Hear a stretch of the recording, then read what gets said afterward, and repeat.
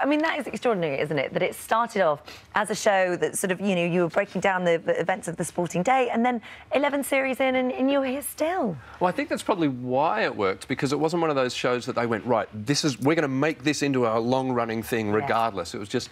It grew seemed to grow. yeah. Exactly. So, but it's done other things as well. Apart from the fact it's very funny and the mix of politics and humour is brilliant, but also those barriers that were always there. What do you say? How do you deal with disability? Or I mean, you've smashed a lot of those. We accidentally though. Like, we never intended to. All we wanted to do was just talk about the Paralympics, because the Paralympics is an amazing event. We just wanted to go, isn't this great?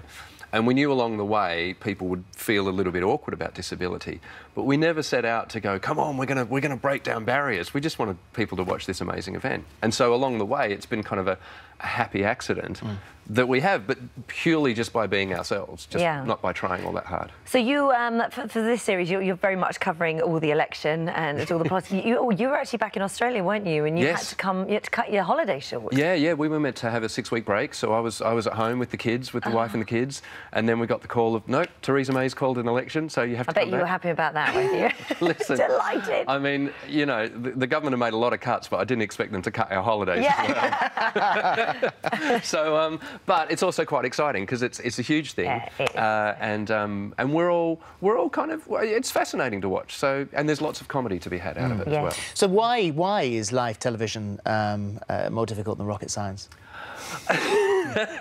Well, we had Professor Brian Cox was on, and he was trying to play a keyboard, and Harry Hill was rapping while Brian Cox played a keyboard, and he couldn't get the keyboard to work, and it went for a good 2 or 3 minutes, and he just couldn't quite get the keyboard to work. And I thought, do you know what? That's why it's harder than rocket science. Even Professor Brian Cox can't make live TV work.